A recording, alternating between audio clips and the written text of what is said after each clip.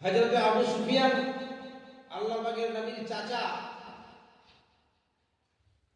ইসলামের শেষের দিকে ইসলাম কবুল করলো। ইসলামের বাতি যখন জ্বলতে চালু করলো, তাওহীদের প্রচার যখন চালু হলো, ইসলামের সূর্য যখন ফুটলো, তিনি ছিলেন আল্লাহ রাসূলের বড় দুশমন। খালি সব সময় তরোয়াল নিয়ে ওর পেতে বসে থাকতেন যেখানে সেখানে তাকে মারবার জন্য। অথচ আল্লাহ পাকের নবী নিজের জামাই এবং আবু সুফিয়ান নিজের শ্বশুর জামাইকে মারবার জন্য ওর পেতে বসে থাকছেন। অপরাধ, বিশ্বনবী তাওহীদের প্রচার করছেন, মানুষকে জাহান্নামের দিকে না ঠেলে দিয়ে জান্নাতের দিকে ঠেলে দেওয়ার জন্য চেষ্টা করছেন। অপরাধ এটাই। ভালো বোঝাতে দিচ্ছে। শেষ পর্যন্ত আমি সরকারে বলছি যে আয়াত বলেছি সেটা ব্যাখ্যা করবো ইনশাআল্লাহ। শেষ পর্যন্ত যখন ওই ইসলাম কবুল করছে না, জুলুম যখন বেড়ে গেল, আল্লাহ পাকের নবী মক্কা ছেড়ে মদিনায় চলে গেলেন। মদিনায় যাওয়ার পরে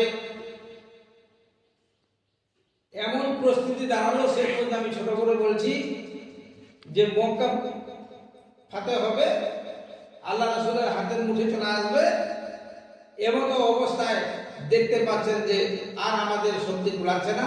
হযরত মুহাম্মদের দিন, তার জনসংখ্যা বাড়তে লেগেছে, তার সঙ্গে পারা সম্ভব নয়। শেষ পর্যন্ত কি করলো, মক্কার মানুষেরা আবু সুফিয়ানকে ধরলো যে দাও, এই যাও, তোমাকেই যেতে হবে, তোমার বেটি ওর হাতে আছে, তুমি যদি দাবি কিছু রাখো তাহলে দাবি রক্ষা হতে পারে, আর নচেত নাহলে মক্কা ফাতে হয়ে যাবে, মক্কা ওর হাতে চলে যাবে, ওর দখলে। আমি খুব ছোট করে বলছি, আবু সুফিয়ান এলেন কার বাড়িতে? বেটির বাড়িতে, জামাইয়ের বাড়িতে। পাক্কা দুশমন আল্লাহ পাকের রাসূলের, দ্বীনের দুশমন, রাসূলের দুশমন, জামাইয়ের দুশমন, নিজের শ্বশুর। উম্মে হাবিবা বেটির নাম দেখেন, মুশরিকের ঘরে জন্মগ্রহণ করার পরে নবীর বাড়িতে আছেন, বাপ বেড়াতে গেছে বেটির বাড়িতে। ব্যবহারটা কি করেছিলেন এর আগে আমি বলেছি কি বলি নাই, আল্লাহ ভালো জানে, আমার মনে নাই, আবার শুনিয়ে দিচ্ছি। বাপ যখন বেটির বাড়িতে গেল, তো একটাই মাত্র ঘর, একটাই চকি, বসলেন, হন হন করে ঘরে গিয়ে বসে গেলেন। উম্মে হাবিবা দৌড়ে গেলেন, বাপের ধারণা হলো কি যে আমার বেটি, আমি অনেকদিন পর বেটির বাড়িতে এসেছি, যদিও আমি আমার জামাই দুশমন, আমার বেটির তো আমি দুশমন নয়, এতদিন পর আমি বেটির বাড়িতে এসেছি, হয়তো আমার বেটি বিছানাটা নতুন বাচ্চা চাপাবে, নতুন বেড কভার চকির উপরে রাখবে, এই জন্য আমাকে উঠতে বলছেন, আমি উঠে গেলাম। আর উম্মে হাবিবা করলো কি, পৈতানের দিক থেকে বিছানাটাকে জোড়াতে শীতানের দিকে নিয়ে চলে গেলেন। তারপরে আব্বাকে বলছেন, আব্বা বসেন, এখন বসেন। কেমন লাগবে? লাগবেটা কেমন?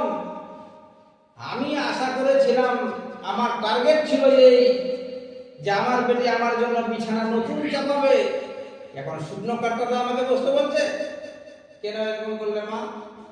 বলছে আব্বা, এই বিছানাটা যেন কোনো বিছানা নয়, এই বিছানাটাতে তোমার নবী, আমার নবী, বিশ্ব নবী জনাবে মুহাম্মদুর রাসূলুল্লাহ সাল্লাল্লাহু আলাইহি ওয়াসাল্লাম এই বিছানায় বসেন।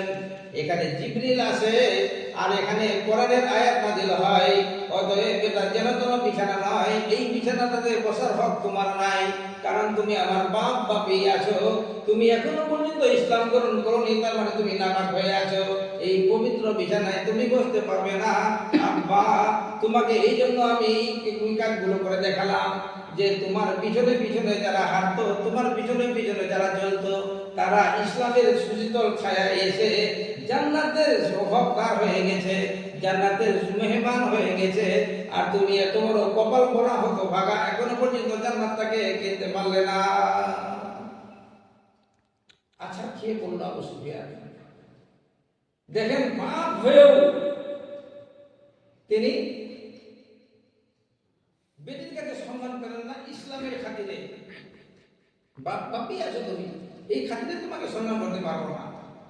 এই আবু সুফিয়ান খুব ছোট করে লম্বা করে শেষের দিকে বলে দিচ্ছে ইসলাম কবুল করলো মক্কা ফতেহ হওয়ার পর। মক্কা যখন চড়াই ফেলল রাসূলের হাতে, দখল করে নিলেন, আবু সুফিয়ান ইসলাম কবুল করলো।